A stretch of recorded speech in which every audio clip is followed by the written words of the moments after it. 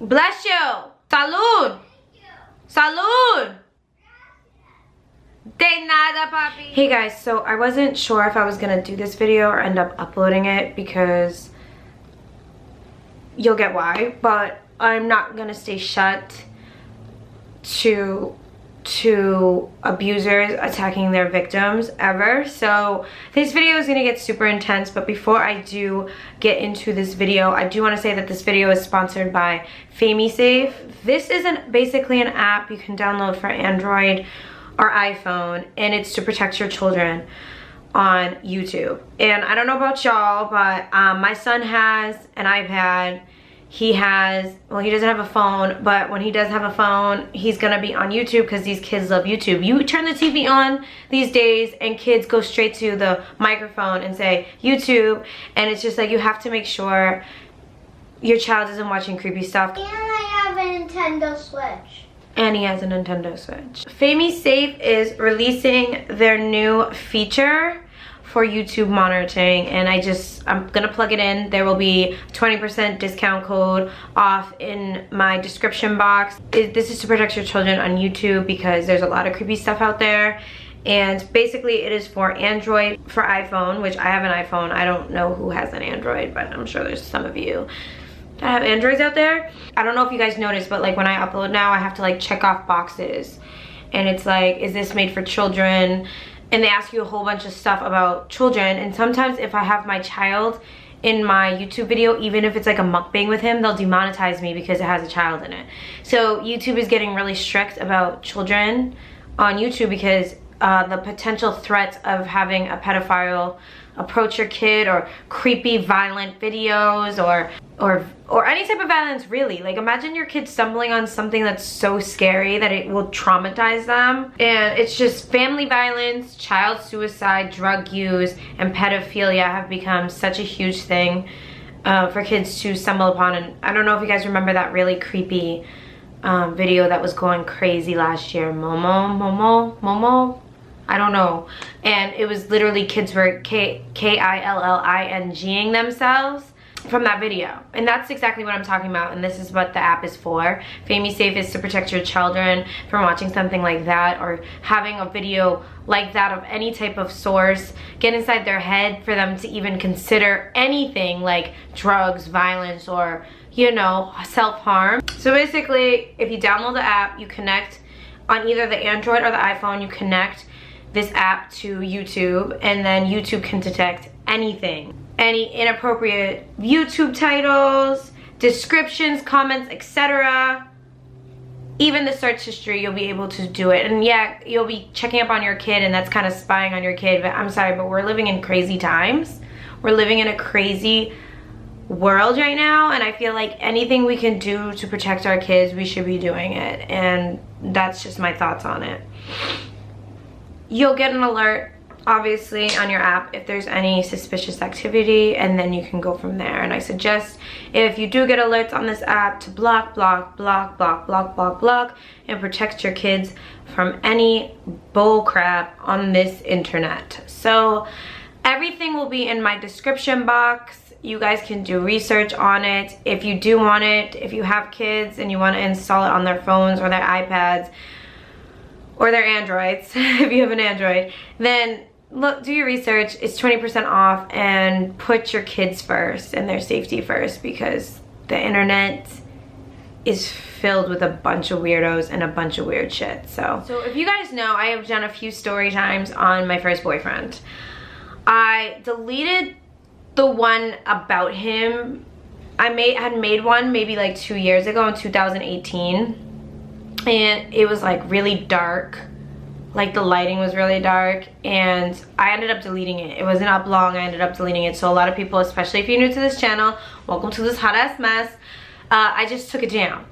So every video I've talked about my first boyfriend, I've referred him as my first boyfriend. I've never said his name, never even said his nickname. I've always said my first boyfriend. I knew him in middle school. He was my first boyfriend. I lost my virginity to him when I was 15. I was with him for 8 years, and he became extremely abusive for like the last year and a half. I mean, he cheated on me and treated me like shit the whole entire time, basically.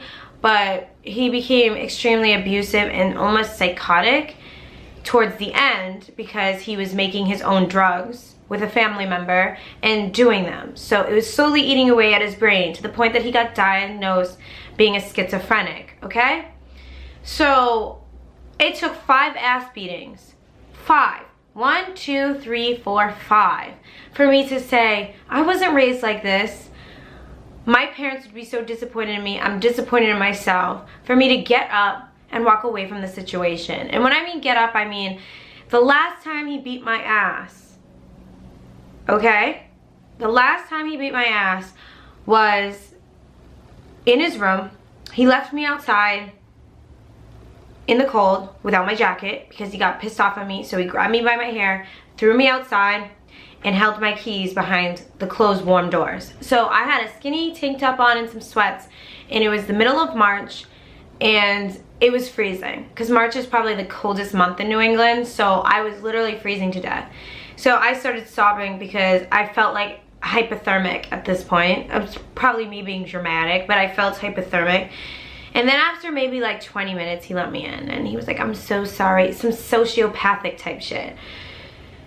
So we go upstairs and he just like used to look at me and just snap.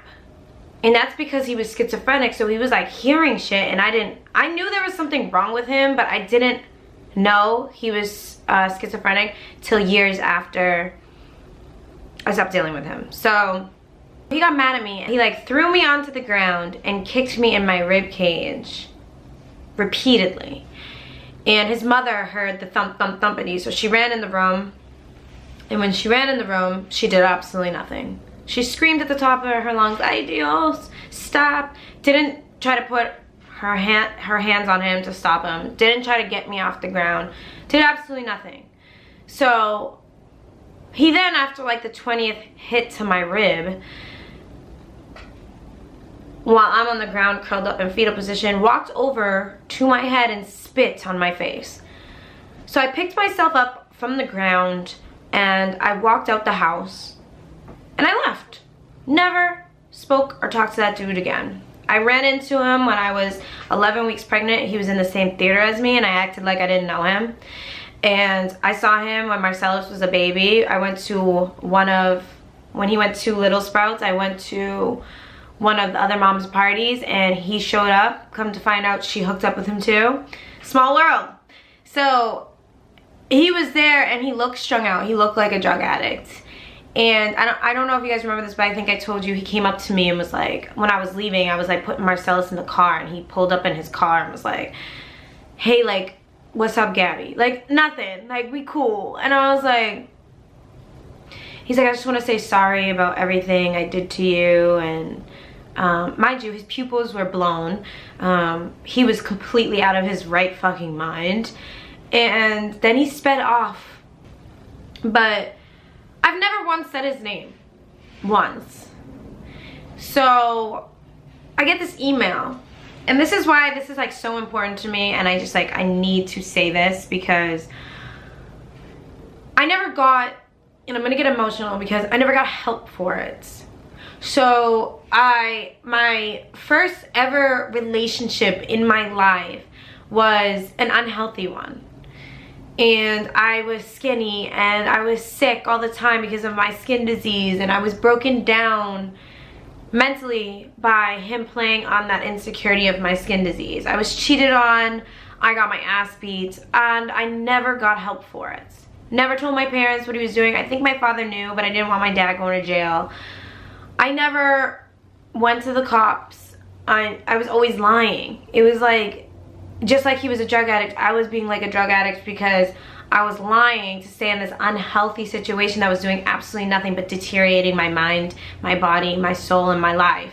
And I keep picking all these terrible men, and maybe, yeah, they don't put their hands on me or whatever, but they mentally, emotionally abuse me. And I could not figure out why I keep picking these shit ass fucking men. I even had a kid with one.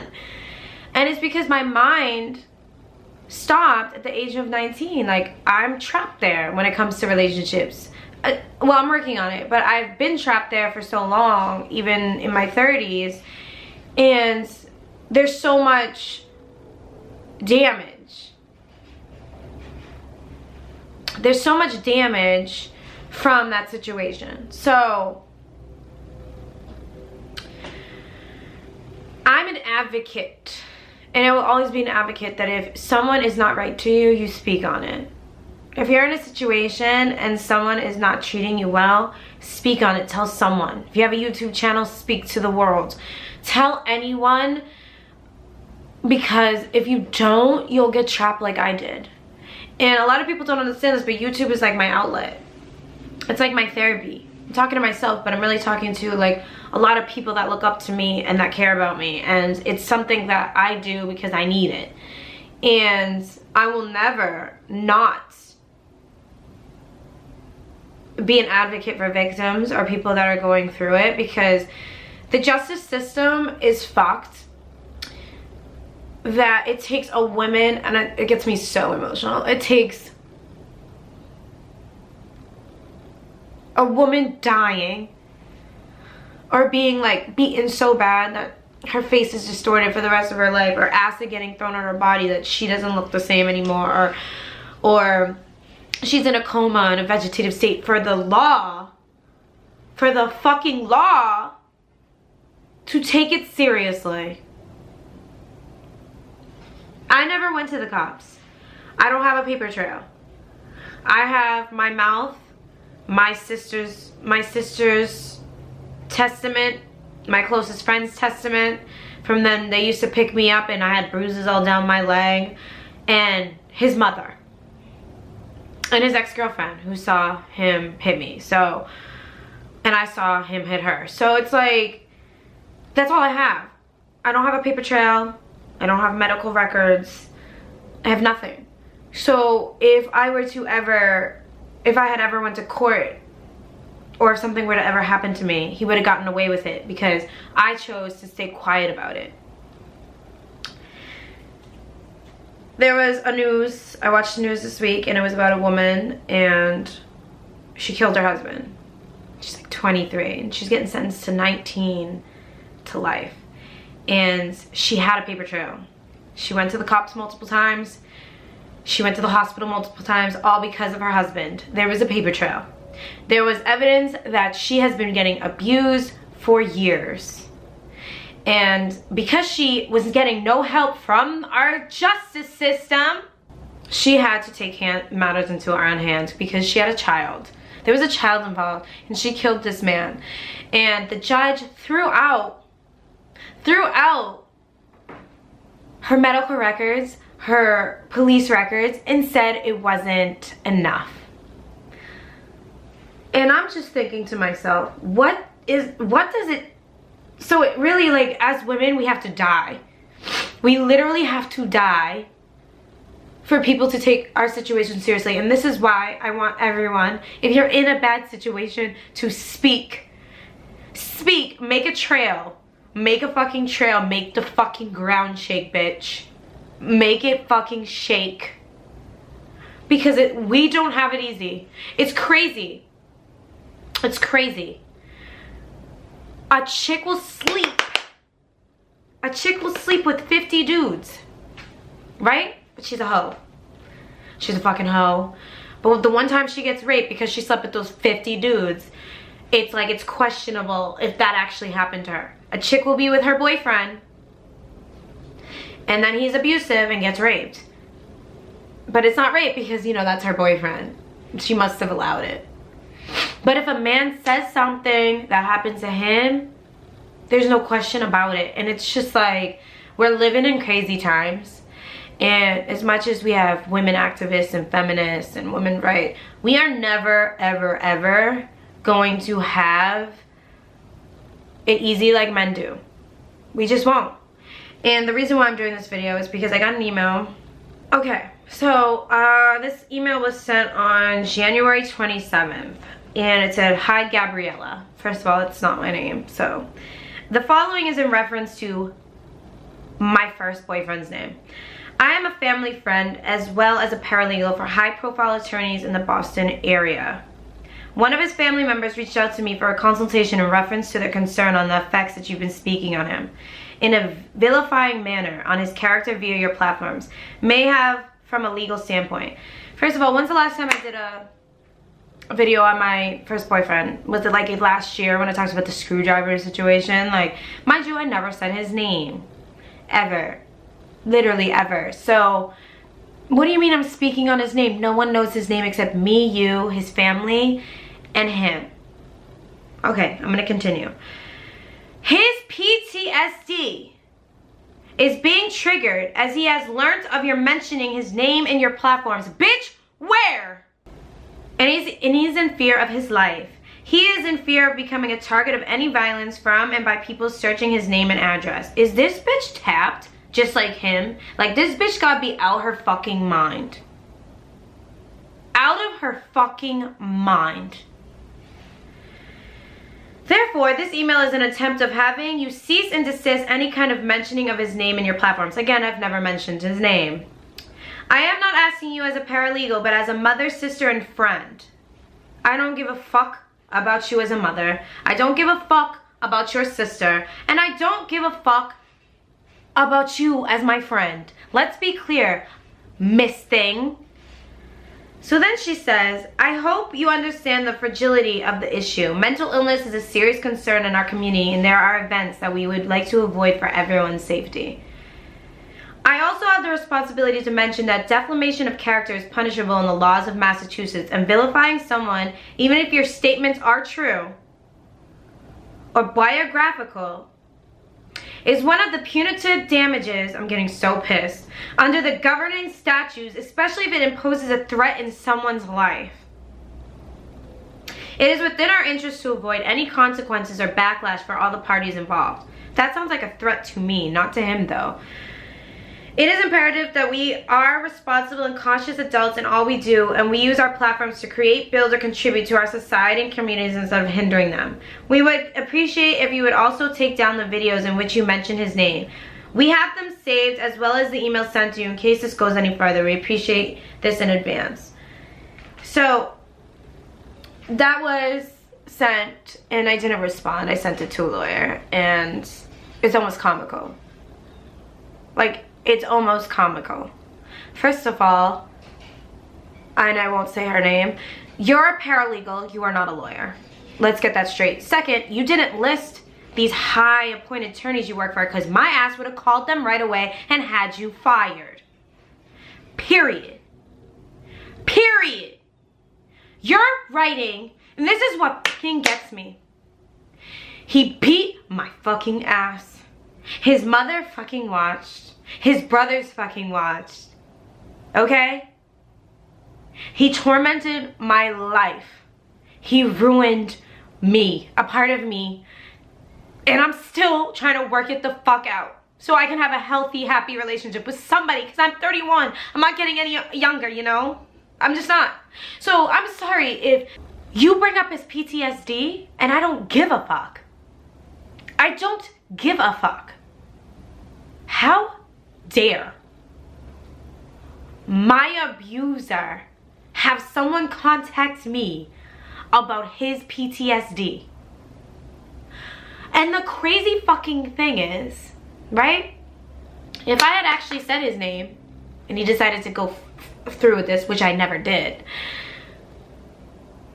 the legal system would have taken my abuser's side.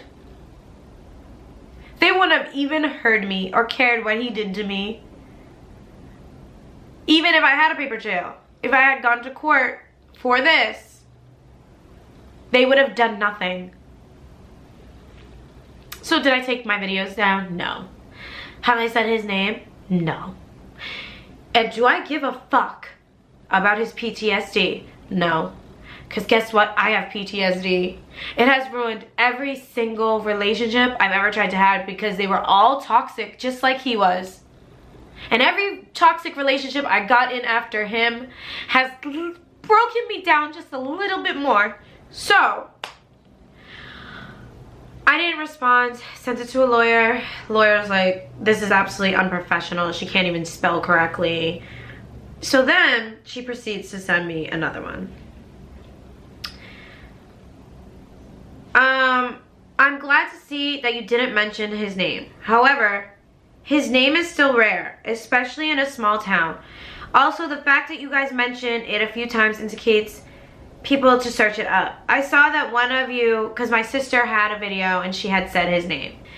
So she had said, I saw that one of you said that it was okay to mention the name of someone since there are no NDA signs if it was a celebrity. In this case, he is not a celebrity, or as the court will call it, a public person, but rather a private person.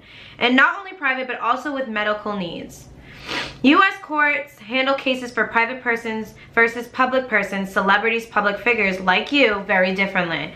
The laws protect more strictly a private person since they are not voluntary or involuntary availed themselves to the public light, and as such deserve a high degree of privacy.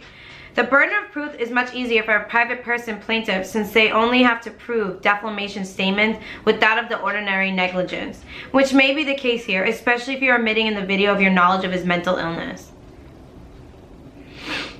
Also, as I mentioned on the previous video, truthfulness of a defamation statement may not be a defense to mass general law. So basically, my story and my truth cannot be defensive. I can't defend myself on my truth because he will win. Because what I'm saying makes me a liar and my truth is not the truth. Anyway, the family is requesting for you guys to take the video down. Also, if you may refer to me, your manager or attorney, that would be great. If you don't have one, I strongly suggest you get a manager and attorney to advise you guys on the matter. So,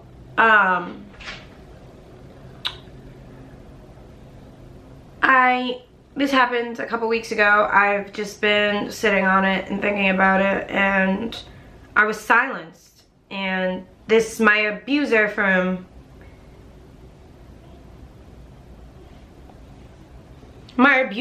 years ago silenced me. And that's what happens to women so often. We become quiet. We become silent. We become defenseless to these men. And I watched the news about that chick who's going to jail for 19 to life, and I made the decision to make this video. It makes me sick, okay, that we could be treated like such and no one is in our corner except maybe someone else is going through the same thing. So I'm not going to be quiet and I'm not going to be silent. So if I'm supposed to feel bad that someone who wasn't born with mental illness created it himself and became a drug abuser and a mental case in the process, I do not. And I will not, and I will never. Fuck you. Fuck your family.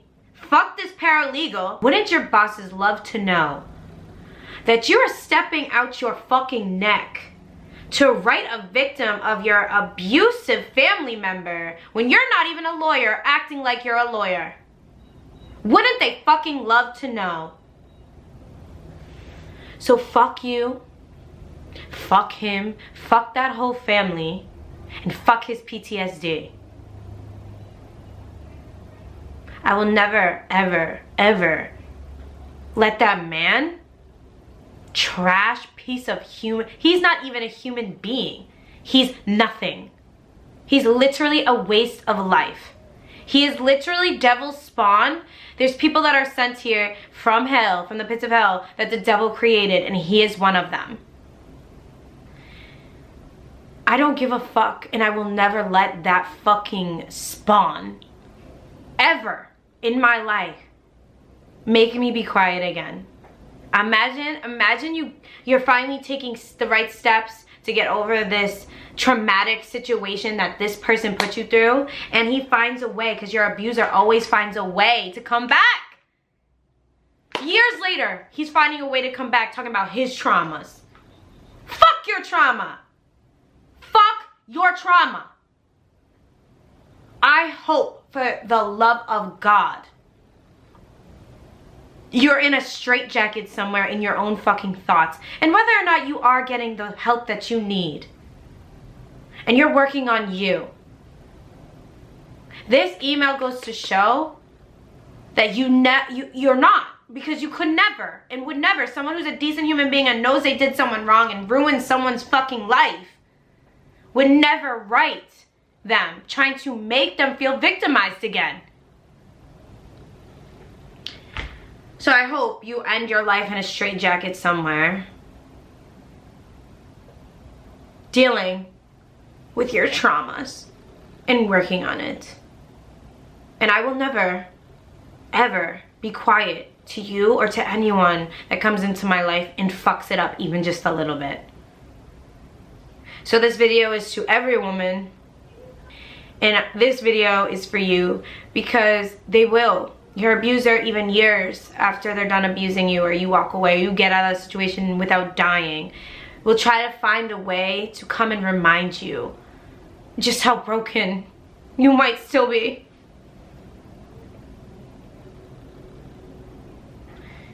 And you're stronger than they'll ever be. And you're better than them. And your life is worth fixing, and so is your heart, and so is your soul. So if anyone tries to silence you or make you feel like you're alone, I'm here with you. Do not be silent and shake the fucking ground with your stories. And yeah, that got heavy. I knew it would, because this is a very sensitive subject for me. And I'm sure I'll get an email from this paralegal. And when you do write me back for speaking on this, please list your boss's information, the company's name, and the company's HR number, because I will be talking to all of them. And if you don't, I will find you. And with that being said, I love you guys. And if you're going through it, keep going. I'm sending you all my prayers, all my strength. And if you're in a bad situation, I pray to God. I pray to God you get out and get the help that you need. Don't allow a situation that is so traumatic not let you grow into the person you're meant to be. And that's what I let it do for years. I'm 31 and I'm just now becoming the person I'm supposed to be. And it took me so many bad, it took me 6 bad people, 6 really fucking shitty people. And with that being said, be kind to each other, but especially yourself, because literally ain't nobody got you like you got you. Bye.